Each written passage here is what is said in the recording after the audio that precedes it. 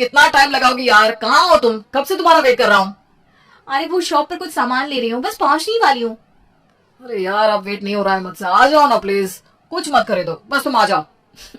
अरे बाबा इतने उतावले मत हो, आ रही हूँ ना मैं। उतावला क्यों नहीं हो? तुम्हें पता है शादी के बाद मैं तुम्हें अपनी आंखों से एक पल को भी दूर नहीं होने दूंगा। अच्छा जी, तुम घर में बैठ कर क्या पूरा दिन मुझे निहारोगे? ऑफिस नहीं जाओगे? अरे यार तुम्हारे जैसी बीवी घर में होगी तो ऑफिस कौन जाएगा? अरे पापा बस करो, इतनी भी खूबसूरत नहीं हूँ मैं। और ऑफिस तो जाना पड़ेगा बच्चों, प्यार से नहीं जाओगे तो मैं कान पकड़ कर भेजूंगी। सिर्फ प्यार से पेट नहीं भरता, कमाने के लिए ऑफिस जाकर काम भी करना पड़ता है। सोच लो, आज तुम भाव खा रही हो, कल को अगर मैं बिजी हो गया ना फिर क्या करोगी? बैठ कर आंसू बहाओगी। तुम्हें पता है जब पति से अटेंशन नहीं मिलता तो कैसा लगता है? अच्छा ही लगता होगा, थोड़ी पत्नी को राहत मिल गई होगी। अच्छा फोन रखो पापा, मैं पहुंच गई हूँ। रूही ऑटो में बैठकर पुरानी बातों के ख्यालों में खोई हुई थी, तभी उसका फोन रिंग करने लगता है। अरे रोही, तुम ऑफिस से निकल गई क्या? हाँ अभी अभी निकली हूँ, क्या हुआ? आते समय प्लीज सब्जियां लेते आना, घर में एक भी सब्जी नहीं है। और ऐसा करना, एक पैकेट ब्रेड और दूध भी लेकर आना सुबह के नाश्ते के लिए। ठीक है ले आऊंगी। रोज एक ही बात बताने के लिए कॉल करते हो तुम, घर पहुंचने के बाद। रोही ये लो तुम्हारी चाय। अच्छा सब्जी लाई हो ना तुम? चाय पी लो, फिर डिनर भी बनाना है।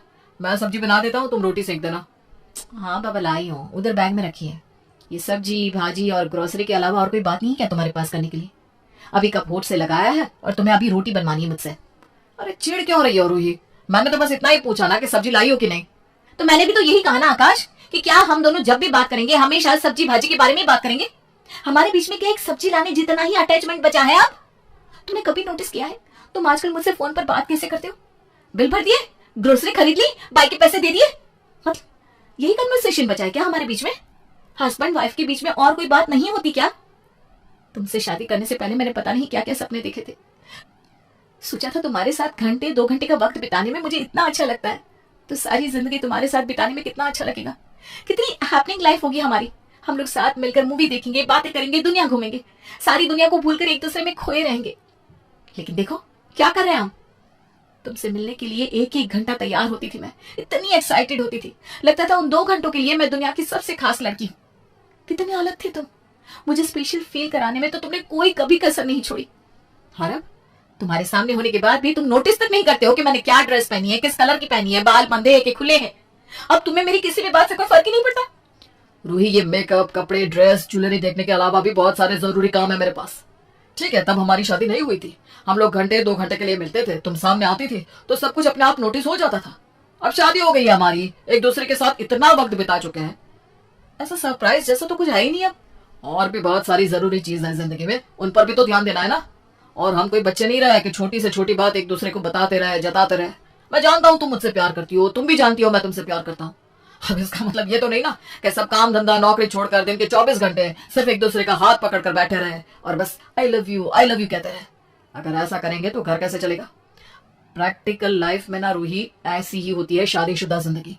सुबह उठकर काम पर जाना पड़ता है और शाम को जब बंदा थक हार कर घर में घुसता है तो उसे प्यार नहीं सूझता, थोड़ा सा आराम सूझता है।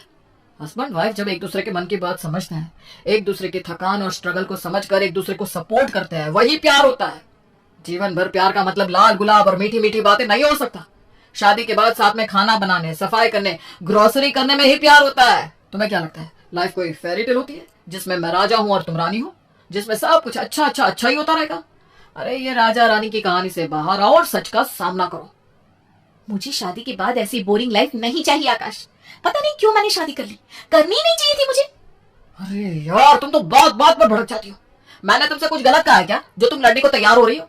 अब तुम ही बताओ, और क्या बात करूं मैं तुमसे? ये पूछूं तुम्हारा नाम क्या है, तुम्हें खाने में क्या पसंद है? अरे तुम्हारी पसंद नापसंद सब कुछ बहुत अच्छी तरह से जानता हूं मैं, और उसका ख्याल भी तो रखता हूं। जानता हूं कि ऑफिस से आकर सबसे पहले चाय चाहिए होती है, तो मैंने तुम्हें बनाकर दी ना चाय। ये प्यार नहीं तो क्या है? आराम से चाय पियो, उसके बाद खाना बनाते हैं, फिर सुबह की तैयारी करेंगे। बस यही तो बात है ना आकाश, इसी बात से मुझे चिढ़ है। हमारी लाइफ इतनी बोरिंग हो चुकी है ना कि हमें एक दूसरे के बारे में सब कुछ पता है, कोई एक्साइटमेंट ही नहीं है हमारी लाइफ में, कोई फ्रेशनेस नहीं है। रोज हम वही रूटीन काम करते हैं। मैं ऑफिस से निकलती हूँ तो मुझे फोन करके भिंडी, टिंडा और तोरी लाने के लिए कहते हो। घर आके हम लोग चाय पीते हैं, रात का खाना बनाते हैं, खाकर सो जाते हैं। ऑफिस जाओ तो वही 4 लोग, उनकी बोरिंग शक्ल देखने को मिलती है, वही डेटा एनालिसिस, वही क्लाइंट मीटिंग्स। मैं फेड अप हो गई हूँ यार। ऐसी मशीनों वाली जिंदगी कौन जीता है? तो और क्या चाहती हो तुम? तुम्हें चांद पर ले जाऊं? नॉर्मल लोगों की जिंदगी ऐसी ही होती है रूही। एवरेज इंसान ऐसे ही रोज ऑफिस जाता है, काम करके घर आता है, घर पर आकर खाना बनाता है, खाता है और सो जाता है। अब इसमें मैं नया क्या कर दूं जो तुम्हारी लाइफ हैपनिंग हो जाए? अच्छा, वैकेशन पर चले? तुमसे कुछ नहीं होने वाला आकाश। मैं तुम्हें बहुत अच्छी तरह जानती हूँ। तुम ऐसे ही लकीर के फकीर बनकर अपनी सारी जिंदगी गुजार दोगे। तुमसे मुझे कोई उम्मीद ही नहीं है। मैंने सोच लिया है, मैं अपनी जॉब छोड़ रही हूँ। मैं अब अपनी लाइफ का चार्ज अपने हाथ में लूंगी। क्या कहा? नौकरी छोड़ रही हो? दिमाग ठीक है तुम्हारा? तुम अपनी लाइफ में बोर हो रही हो तो इसका मतलब ऐसे उठ पटांग काम करके लाइफ में एक्साइटमेंट लेकर आओगी? नौकरी छोड़ने से तुम्हारी लाइफ की बोरियत खत्म हो जाएगी क्या? इतनी अच्छी जॉब है तुम्हारी, इतनी मेहनत करके यहां तक पहुंची हो, नौकरी छोड़ दोगी तो करोगी क्या? तुम्हारी पोजीशन पर पहुंचने के लिए तरसते हैं लोग और तुम कहती हो कि बोर हो रही हो। देखो आकाश, मैंने नौकरी सिर्फ इसलिए नहीं की थी कि मैं अच्छे पैसे कमा सकूं। अरे यार, मशीन बन गए हम लोग। सुबह से रात तक ऑफिस में काम करते हैं और फिर घर जाकर बोरिंग लोगों की तरह सो जाते हैं। देखो, काम वो करना चाहिए जिसमें मजा आए, और मुझे अब जॉब में मजा नहीं आ रहा। ये सही है। इतनी अच्छी लगी लगाई नौकरी है तुम्हारी, इतनी बढ़िया सैलरी मिल रही है, हर 3 से 4 साल में कंपनी तुम्हें प्रमोशन दे रही है। अब इससे ज्यादा और क्या चाहिए तुम्हें? कंपनी में, जॉब में तुम्हें मजा नहीं आ रहा, कल को तुम कहोगे तुम्हें मेरे साथ रहने में मजा नहीं आ रहा, तो मुझे भी छोड़ दोगी क्या? ऐसा नहीं होता। लाइफ में हमेशा सब कुछ एक्साइटिंग नहीं रहता, एक टाइम के बाद आकर सब कुछ ऐसा ही हो जाता है। तुम तो अपनी बात करो ही मत आकाश। तुम जितने बोरिंग हो ना, उतना बोरिंग कोई हो ही नहीं सकता। वीक के 5 दिन तो हम लोग काम करते हैं, लेकिन बाकी के 2 दिन भी तुम्हारे पास कोई प्लान नहीं होता। अगर मैं तुमसे कह दूं कि बोरिंग फील हो रहा है, तो तुम्हारे पास वही जवाब होता है, चलो रिजेंसी में चल के पराठे खा लेंगे या पीवीआर में सिनेमा देख लेंगे। मतलब इतना बोरिंग कौन होता है यार कि तुम्हारे पास और कोई प्लान ही नहीं होता। चलो मान लिया कि मैं बहुत बोरिंग हूँ, लेकिन तुम्हें कुछ समझ में आ रहा है? तुम क्या बोल रही हो? देखो, मुझे तुम्हारे पैसों में कोई इंटरेस्ट नहीं करते ना कुछ नया। तुम्हारी लाइफ है, अपनी लाइफ का डिसीजन तुम खुद ले सकती हो, इसलिए मैं तुम्हें मना तो नहीं करूंगा, लेकिन हाँ, मैं इस बात के फेवर में भी नहीं हूँ। तुम सोच लो क्या करना है क्या नहीं। मुझे पता था तुम्हारे अंदर उतना दम है ही नहीं कि तुम अपनी लाइफ को बेटर करने के लिए कोई रिस्क ले सको। तुम्हें जो सोचना है तुम सोच सकती हो, मैं तुम्हें रोक नहीं रहा हूँ। जैसे तुम्हारा मन करे वैसे करो तुम। मैं एक बिजनेस आइडिया पर पैसा लगाने के बारे में सोच रही हूँ। इस बिजनेस को स्टार्ट करने के लिए मुझे कम से कम 35 से 40 लाख रुपए की जरूरत पड़ेगी। तुम्हारे पास कुछ इन्वेस्टमेंट है जिससे तुम मेरी हेल्प कर सको? मेरे पास तो इन्वेस्टमेंट कुछ भी नहीं है। हाँ, इमरजेंसी अकाउंट में 4-5 लाख रुपए बचा के रखे हैं, लेकिन सॉरी, वो मैं नहीं दे पाऊंगा। कल को किसी भी तरह की इमरजेंसी होने पर मैं किसके आगे हाथ फैलाऊंगा? ठीक है, कोई बात नहीं। मेरे पास 10 लाख रुपए हैं। बाकी के पैसों के लिए मैंने एक बैंक में बात कर ली है। मेरा लोन सैंक्शन हो जाएगा, उसके बाद मुझे पैसों की कोई दिक्कत नहीं रहेगी। देखो रोहित, तुम बहुत बड़ा रिस्क ले रही हो, अपनी जॉब छोड़ रही हो, मार्केट से भी पैसे उठा रही हो, बैंक से लोन ले रही हो। तुमने अच्छी तरह सोच लिया है ना तुम वाकई क्या करना चाहती हो? हाँ आकाश, मैंने सोच लिया है। ये भिंडी और टिंडे खरीद के मैं बोर हो गई हूँ। अब आज से सब घर गृहस्थी की जिम्मेदारी तुम्हारी। मैं अपना पूरा फोकस अपने बिजनेस को देना चाहती हूँ। कुछ दिन के लिए मुझे इन सब झंझटों से छुटकारा चाहिए। ठीक है, वो सब तो मैं संभाल ही लूंगा रोहित, कोई परेशानी नहीं है। तुम अपने बिजनेस में ध्यान लगाओ। रूही ने अपना पूरा ध्यान अपनी कॉफी शॉप के बिजनेस पर लगा दिया था। दूर से दिखने में जितना आसान लगने वाला ये काम था, पास जाने पर उतना ही कठिन होता जा रहा था। कॉफी शॉप के लिए सबसे पहले उसे प्राइम लोकेशन पर एक अच्छी सी प्रॉपर्टी की जरूरत थी। काफी सारी प्रॉपर्टी देखने के बाद उसे एक प्रॉपर्टी पसंद आती है। एक तो वैसे ही मुझे कोई प्रॉपर्टी पसंद नहीं आ रही, 1-2 जगह पसंद भी आई तो उनका रेंट मेरे बजट से बहुत ज्यादा ऊपर है। क्या करूं समझ में नहीं आ रहा। ऐसा करती हूँ, थोड़े और पैसों का इंतजाम करती हूँ, क्योंकि अभी तो इस प्रॉपर्टी में मुझे कॉफी शॉप बनाने के लिए काफी पैसा और मेहनत लगानी पड़ेगी। पैसों का इंतजाम करने के बाद इंटीरियर डिजाइनर से रूही ने शॉप का पूरा इंटीरियर डिजाइन करवाया और कैफेटेरिया तैयार होने के बाद स्टाफ की तलाश में लग गई। आकाश, अभी तो कॉफी शॉप स्टार्ट भी नहीं हुई, मैं तो अभी से थक गई हूँ। शॉप की काम तो खत्म होने का नाम ही नहीं ले रहा है। समझ में नहीं आ रहा ये सब कब खत्म होगा। अरे अब जब नया काम शुरू किया है तो थोड़ा हिम्मत से काम लो, थोड़ा समय लगेगा लेकिन सब हो जाएगा कुछ दिनों के बाद। क्या बात है रोहित, आजकल तुम बहुत बुझी बुझी सी रहती हो, घर आकर बातचीत भी नहीं करती। कुछ परेशानी है क्या? कुछ समझ में नहीं आ रहा आकाश। 2 महीने से ज्यादा हो गया है, शॉप का काम खत्म होने का नाम ही नहीं ले रहा। ऊपर से पानी की तरह पैसा लगता ही जा रहा है वो अलग। ये स्टार्टअप मेरे बजट से कई गुना आगे पहुंच गया है। अब मैं ऐसी कंडीशन में हूँ कि मेरा पूरा बैंक बैलेंस खाली हो चुका है। बैंक से लोन ले रखा है मैंने और अपने दोस्तों से भी। अब डर लग रहा है कि पता नहीं कब ये कैफे शुरू होगा और इनकम स्टार्ट होगी। इस कैफे के चक्कर में ना मैं पूरी तरह से खाली हो गई हूँ। ऊपर से अच्छा स्टाफ भी नहीं मिल रहा।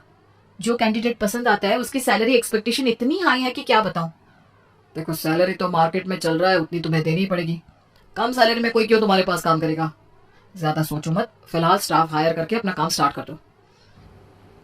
3 महीने के बाद। मुझसे नहीं हो पा रहा है आकाश, मैं टूट चुकी हूँ, थक गई हूँ उधार लेकर सारे खर्चे निपटाते हुए। कितना लोन लूँगी मैं, कुछ समझ में नहीं आ रहा। कैफ़े तो ज़रा सा भी नहीं चल रहा। मैंने शायद बिज़नेस स्टार्ट करने से पहले ठीक से स्टडी नहीं की। मैं तुम्हें यही तो समझाना चाह रहा था रूही, कि कोई भी काम दिखने में जितना आसान लगता है ज़रूरी नहीं कि वो वैसा हो भी। तुम्हारे पास बिजनेस का कोई अनुभव नहीं था, फिर भी तुमने अपनी बरसों की पूंजी इस स्टार्टअप पर लगा दी। ना तुमने सोचा, ना समझा, ना किसी से सलाह ली, बस कूद पड़ी। अब तो रोज़ तुम्हें नए चैलेंजेस फेस करने पड़ रहे हैं। अब लाइफ हैपनिंग नहीं लग रही? मुझे अपनी गलती समझ में आ गई है। तुम सही थे, नौकरी छोड़कर मैंने अपने पैरों पर कुल्हाड़ी मारी है। मेरा अच्छा खासा चलता हुआ कैरियर खराब हो गया। अब क्या करूँगी? तुम परेशान मत हो रोही, जो होगा मिलकर संभाल लेंगे। मैं हूं ना तुम्हारे साथ, फिर क्या टेंशन है। मेरे पास कुछ रुपए हैं, फ़िलहाल स्टाफ की सैलरी पे करके कैफ़े बंद कर देते हैं। तुम्हारी जॉब के लिए 1-2 जगह बात करते हैं, सब हो जाएगा मैनेज। तुम बस शांत हो जाओ, गलती से ही तो इंसान सीखता है। अब ये जो इतने अच्छे बन रहे हो, पहले ऐसे नहीं बन सकते थे। ये सब तुम्हारी वजह से हुआ। तुम ही मेरे साथ ऐसे पेश आ रहे थे जैसे मैं घर से पकने वाली कोई बोरिंग सी दाल हूँ, जिसके होने ना होने से तुम्हें कोई फ़र्क नहीं पड़ता। बस अपनी शादी से पहले वाली लाइफ को वापस पाने के चक्कर में ये सब गलती हो गई मुझसे। पहले तो तुमने मुझे इतने बड़े बड़े सपने दिखाए और बाद में ऐसे बोरिंग हो गए। तुम मेरे लिए घर में पकने वाली दाल नहीं, दाल में डालने वाला नमक हो, जिसके बिना जीवन में कोई स्वाद नहीं। हम रोज़ अपने खाने में नमक खाते हैं, लेकिन क्या रोज़ उसकी तारीफ में कसीदे पढ़ते हैं? ऐसा तो है नहीं कि एक दिन भी नमक के बिना हमारा काम चल जाए। शादी के बाद बिना मेहनत और संघर्ष के कुछ नहीं पाया जा सकता है। और सबसे बड़ी बात, इस सच को स्वीकार कर लो कि अब हम कोई कॉलेज में पढ़ने वाले बच्चे नहीं हैं कि प्यार प्यार खेलते रहेंगे। उम्र के साथ बदलाव आता ही है, और वो ज़रूरी भी होता है। घर और नौकरी की जिम्मेदारियां थकाती तो है, लेकिन एक दूसरे के साथ हाथ थाम कर चलते जाना ही प्यार है। सॉरी आकाश, अपनी मनमानी करने और तुम्हारी बात न मानने के लिए मैं बहुत शर्मिंदा हूँ। वैसे कल संडे है, कुछ प्लान करें? हाँ, क्यों नहीं। चलो होटल रिजेंसी, मैं तुम्हें बढ़िया डिनर करा के लाता हूँ। फिर से रिजेंसी? तुम सुधरने वाले नहीं हो ना।